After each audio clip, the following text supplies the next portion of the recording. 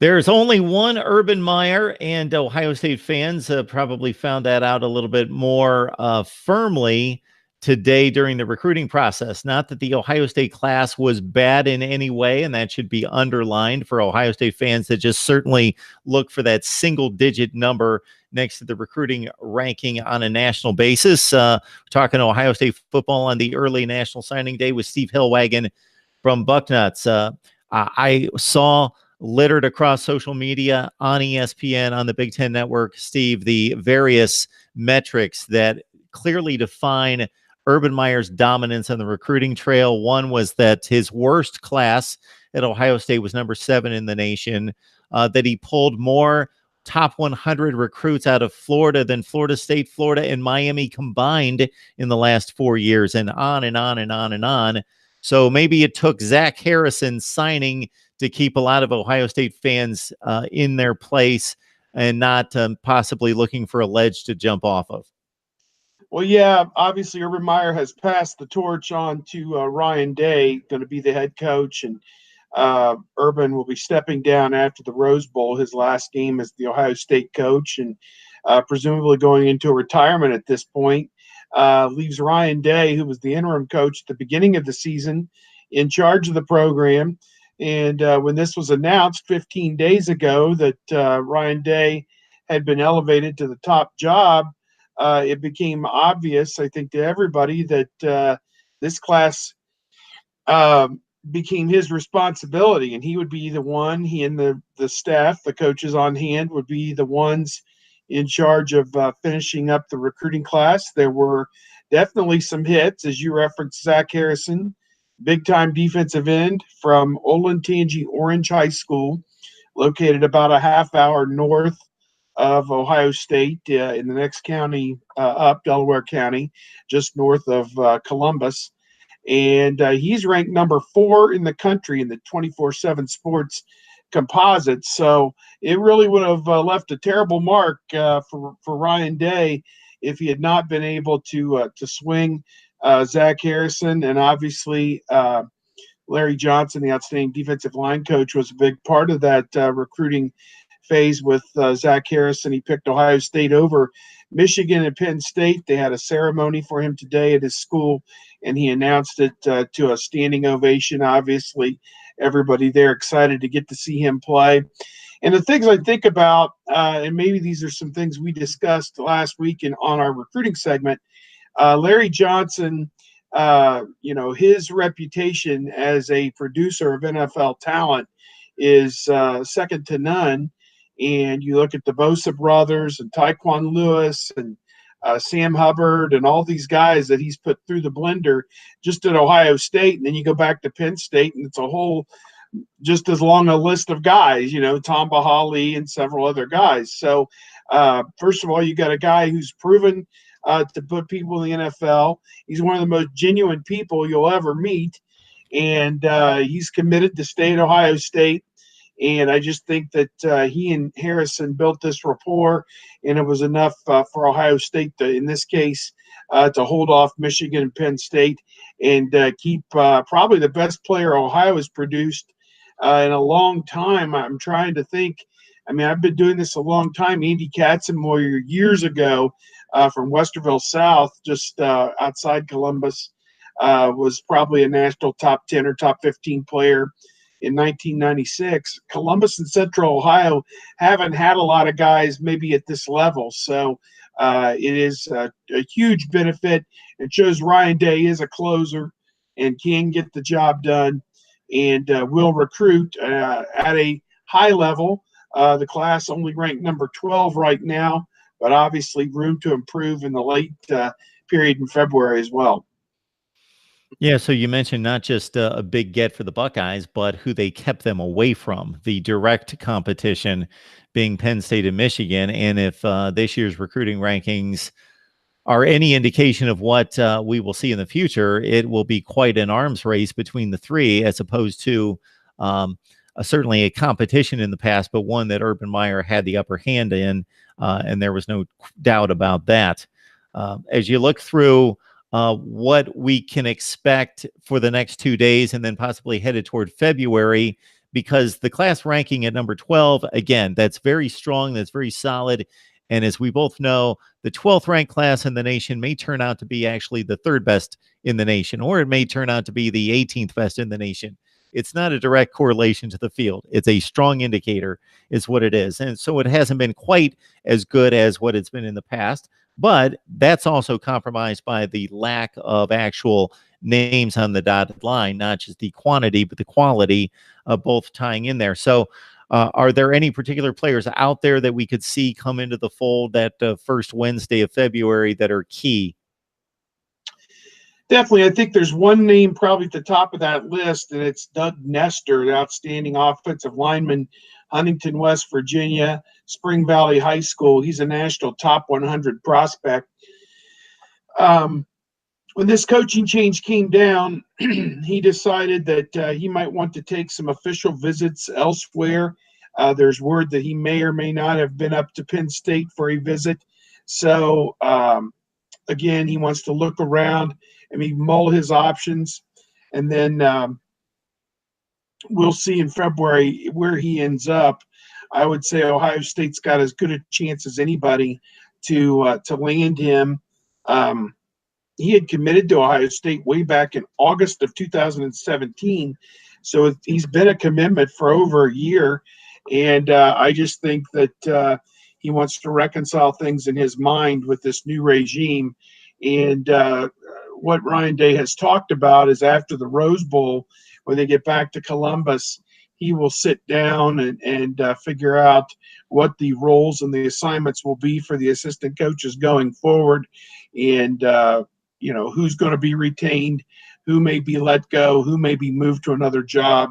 So I think that perhaps that is some of the uncertainty with Doug Nestor, as he wants to see if Greg Studerawa, who's been the offensive line coach there for 2 or 3 years now with Urban Meyer, whether he's going to be retained or not.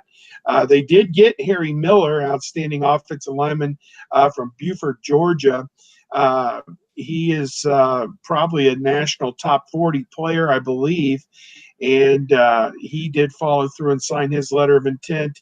They also got Ryan Jacoby, an offensive lineman from Minner, Ohio, up near the Cleveland area. So they do have 2 offensive linemen. I think they want to add at least one more in that February period.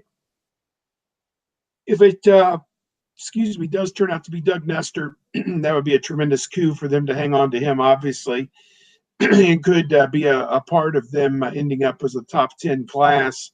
Some of the numbers, you look, Alabama has the number 1 class, and I think they signed 26 guys. Michigan has the top class in the Big Ten, number 8 overall, and they've signed 27 guys. And Penn State has the number 10 class, and second in the Big Ten. They've signed 18 guys, whereas Ohio State only has credit right now for 15. Some of the indexes may give them credit for Nestor since he's still considered a commitment in their databases, and they may still factor him in there. So them at 12 with only 15 signees, their average ranking per recruit is very strong. It is the 3rd best on the board according to the 24/7 sports model. They got 4 guys who are in the top 100, so they don't have to apologize to anybody about star power or what you did or didn't do. Are there some areas that they need to add some guys? Yes. My unofficial count had them at 13 scholarships available. They've obviously signed 15 guys. Nestor would be 16. But there's play in those numbers because we have guys that we have not got a definitive answer yet whether they're going to come back. And that's Dwayne Haskins, the quarterback. We're not sure. More than likely, you would think there's a 90% chance he's gone. Already they've lost Mike Weber, Draymond Jones, and Nick Bosa. But my 13 is after those guys have been taken out of the equation. So just to sign the guys they took today, they have to free up 2 spots somehow, some way. And certainly it'll happen, either attrition, people will transfer, they'll take an injury waiver, a guy who may never play because of injury or whatever going forward.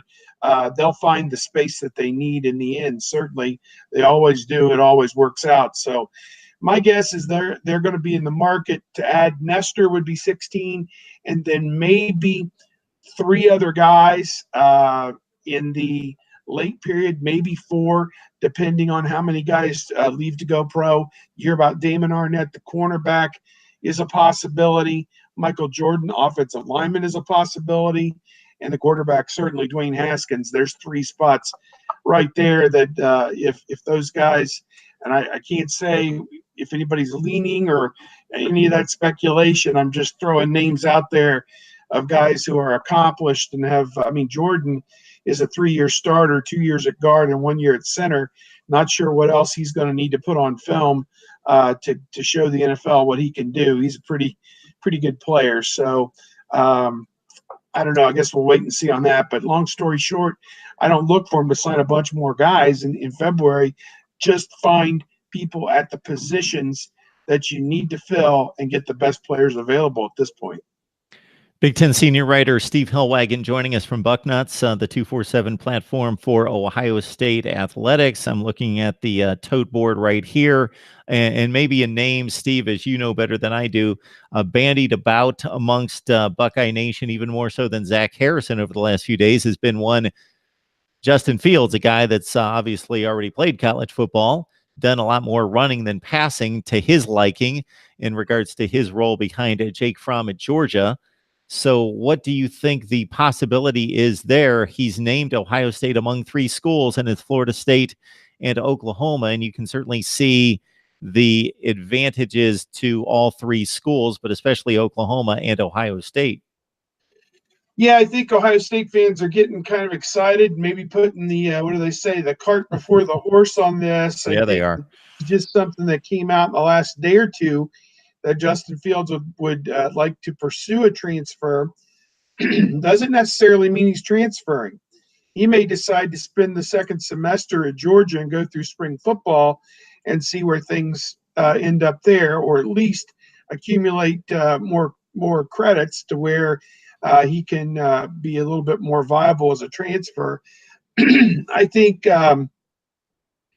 Ohio State will start its second semester on January 7th, and probably after Georgia plays its bowl game, I presume they're in the Sugar Bowl.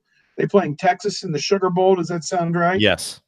Yeah. After that game on January 1st, which will be played right after OSU's game against Washington, the Rose Bowl, maybe Fields will spend a few days trying to figure out what his next move is and where he's going to be enrolled for the second semester, and then go from there. As I understand it, he and Dwayne Haskins share the same quarterbacks coach, a guy named Quincy Avery, I believe, out of Georgia, share the same quarterbacks coach. And as I understand it, that may be part of the thinking here, is that you would say he's been steered in this direction, but obviously got great feedback from Haskins on working with Ryan Day in this offense. And so perhaps that is where he wants to be, or where he wants to end up. So I guess we'll wait and see. Ohio State obviously lost a commitment at quarterback, DeJuan Mathis, from the state of Michigan, ended up signing instead with Georgia, which is kind of quite a coincidence. And the story there was Ohio State, DeJuan Mathis, he wanted to enroll early next week for that semester so he could go through spring football and theoretically compete to be the starting quarterback. If we assume that Dwayne Haskins is leaving, Mathis would have come in and been there in spring football and gotten probably equal reps with Tate Martell and Matthew Baldwin, the true freshman this year, and had a chance to maybe be the starter as a true freshman. But for whatever reason, that didn't work out, and I'm a little unclear about the details. Whatever came out from Mathis's side, that Ohio State wasn't going to be able to follow through with that plan and enroll him next week. I don't know quite why, but that plan fell through. And lo and behold, he signs with Georgia today. So, again, I don't know what to make of that. or how that fits into the field situation. One of the analysts was on our local radio station here in Columbus, and he said if you asked the Ohio State coaches and if they were allowed to talk about it, would they take a Mathis for field swap? He said they would do that 10 times out of 10 and not consider it, because while Mathis is a nice player, probably in the top 300 nationally, Fields was the #2 quarterback in the country, I think, last year coming out of high school in Georgia. So certainly would be a tremendous get if they could get him. And here's the other thing. With all these transfers, guys are looking for ways to where they can be eligible immediately. Those pesky NCAA rules, if you're not a graduate, you got to sit out a year. And I'm just not sure how any of that would apply in Fields' case, how he would be eligible immediately. Perhaps they've got some type of a plan in place where they're going to appeal that to the NCAA. But even Shea Patterson last year with Michigan and Ole Miss, there were NCAA violations involved with Ole Miss. I don't think there's anything like that here with Georgia. So if his plan is to transfer to Ohio State and play next year, I'm not sure that that's entirely doable. So I guess we'll wait and see what they've got up their sleeve to try and make that case. And it is intriguing, certainly, if Ryan Day could get his hands on Fields and just kind of carry this offense from Haskins into Fields. It would be you'd be right back in the hunt again in the Big Ten and nationally next year. So I think it's interesting to see what direction that's going to take, and how they can make that work out, if at all possible. By all indications, he's a special talent, not just running, but throwing the football, although all we saw in games that mattered, in time against worthy opponents that mattered, was Justin Fields coming in relief of Jake Fromm and taking off in the Wildcat formation. They let him throw the ball a little bit in inconsequential situations against lesser opponents, but in regards to money time, when it really counted, he'd come in and he'd play the Tate Martell role. And they didn't really give him the keys to the car to show what he could do through the air. Yeah, that was kind of my impression on it, that Fromm was their guy, and they wanted to go with him regardless of the situation. So, Fields probably had an indication it was going to be that way when he signed with them, I presume last December, a year ago at this time. So, I guess you are aware of what you're getting, I guess, when you sign with these schools in December, February, whenever it is. And now he wants out of that. But I guess we'll wait and see what they feel their grounds is for him to be eligible immediately, if indeed that's what they're thinking. Well, it's such a unique position in regards to the requirements of the position, but also because of the quantity or lack thereof of those positions on the field. There's one quarterback, and those guys are obviously wanting to play, wanting to win, but they're also looking forward to a paycheck in a couple of years and trying to put them in a position to latch onto an NFL team. And it's not like if an offensive lineman decides to transfer somewhere, and let's say he's considered to be one of the best in the country, but let's say he doesn't turn out quite that good. Well, he's still got one of 5 slots to fill, and maybe actually more like 1 out of 7 or 8 to see playing time. But not so at the quarterback position. It's either you're the guy or you're going to ride the bench. Yeah, and that is definitely the case. And Ryan Day talked quite a bit about that today, how Dwayne Haskins arrived at Ohio State and sat for 2 years behind J.T. Barrett and was an apprentice and learned the position, and by his own estimation was not ready to play last year when he was sitting there against Michigan. But when this year rolled around, he'd spent 9 months preparing for that moment, and he was ready. And the results, as we saw, #3 in the Heisman balloting, and also set basically every Big Ten and Ohio State record that's out there for touchdowns and touchdowns responsible for, and passing yards and everything else. He's got an outside shot, I think, at 5,000 yards, which is absolutely absurd. So, He had a bunch of 400-yard games. Just enjoyed such a great year. It's interesting. We're talking about the quarterback position. Look at the 4 teams in the playoff, all have first-year starting quarterbacks with Tagovailoa, Kyler Murray there for Oklahoma, and then, of course, the player Clemson that took over at midseason for them, and Notre Dame, certainly with Book.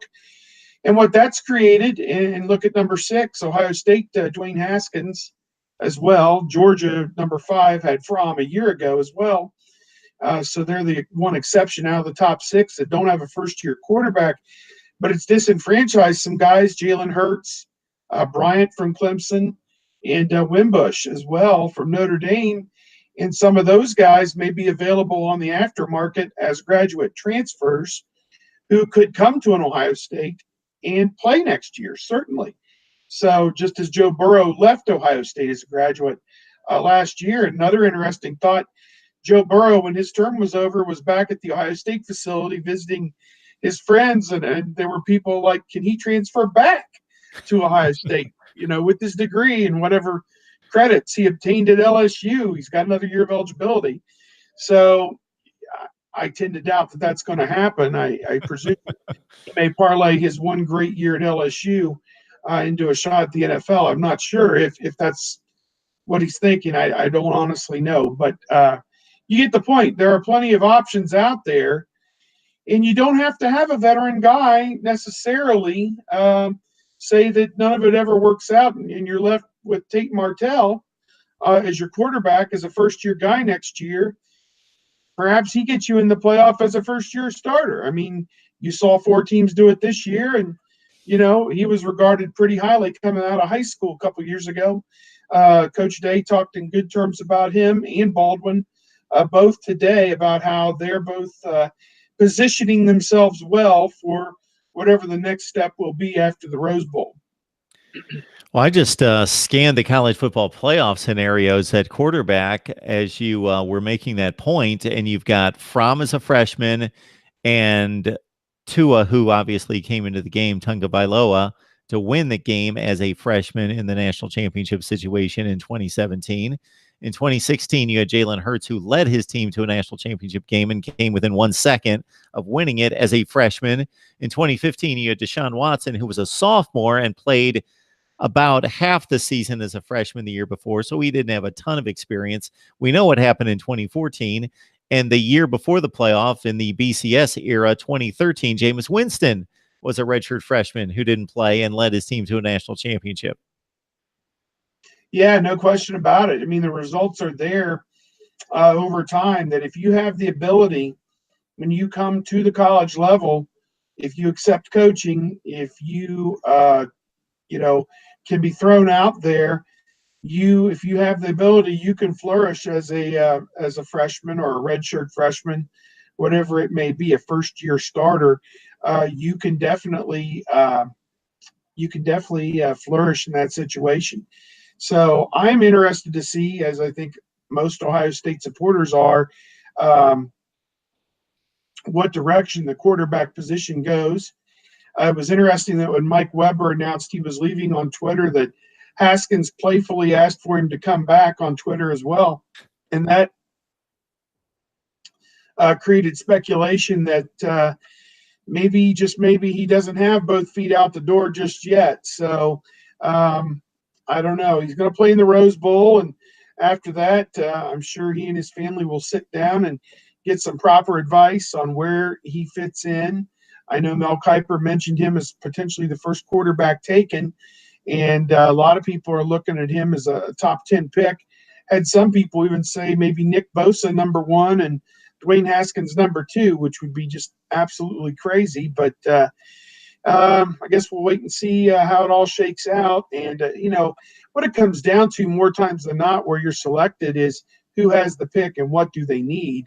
And, you may not necessarily have that number 1 overall grade, but if that team needs you at that position and there aren't many guys like you available in the draft at your position, then that really helps your draft stock. I honestly don't have a feel for what the quarterback draft is this year as opposed to what it would be next year. It seems to me like it would be it would be somewhat soft this year, but it seemed like a strong one last year, I guess. So I don't know. I guess we'll, as we say, get through this cycle with the bowl games and take it from there. Well, if I had a nickel to bet, I would guess that the New Orleans Saints would be collecting more Buckeyes, that they would be the team that, if anybody's going to snatch up more Ohio State players. And poor Eli Apple, they hated him in New York, and he's resurrected his career with the New Orleans Saints. Von Bell, that game the other night where he recovered and punched the ball out, that is just that's something that you can't teach somebody to make a play like that. It was reminiscent of the play Maurice Clarett made against Miami in that Fiesta Bowl years ago. I think it was Sean Taylor had the interception in the end zone and ran it out. And about 30 yards downfield, Clarett came in and stayed alive in the play and knocked the ball out, and the Buckeyes were able to get the ball back. So, you look at it, it has been a lot of fun watching Ohio State guys. There's a guy at nearly every position who's at or near the top of the list. I know that there were 4 Buckeyes already chosen for the Pro Bowl, with Elliott at running back, Denzel Ward, the rookie, at cornerback was one of them, Michael Thomas, obviously at wide receiver, and the 4th one is Cam Hayward, defensive tackle from Pittsburgh, who I've watched a lot of Pittsburgh games this year between the Browns, the Bengals, and their Steelers are on national TV nearly every week, it seems like. And Hayward, to me, is having – and he's had a great career. He's having maybe his best year, I feel, for Pittsburgh. He would be he did not play for Meyer. He may be in his 7th or 8th season in the NFL. So he is really coming into his own right now. And as I say, it is fun watching NFL games and seeing OSU guys, dotted all over the landscape. Brings you back to the days when you could watch Chris Spielman and Chris Carter and, guys like that who would dominate games at the NFL level. We went through a long period of time where they haven't had that, even though they've had great teams and great players. They're just injuries and different things. I think of guys like Katzenmoyer, who I talked maybe about, Mike Doss, great Ohio State players. Even Laurinaitis, had some injury issues that kind of cut their NFL career down. So it has been fun this year to watch Buckeyes in the NFL. Absolutely. We could run down a litany of them as they vie along with USC and Notre Dame. And we hear this around NFL draft time each and every year, over either the entirety of the NFL draft or a certain number of years. Ohio State ranks extremely high in regards to first-round picks, overall picks, number 1 picks, and the like. Steve Hellwagon from Bucknuts, please join him there for Ohio State football coverage. Steve, we always appreciate you stopping by. All right, Mark. Take care.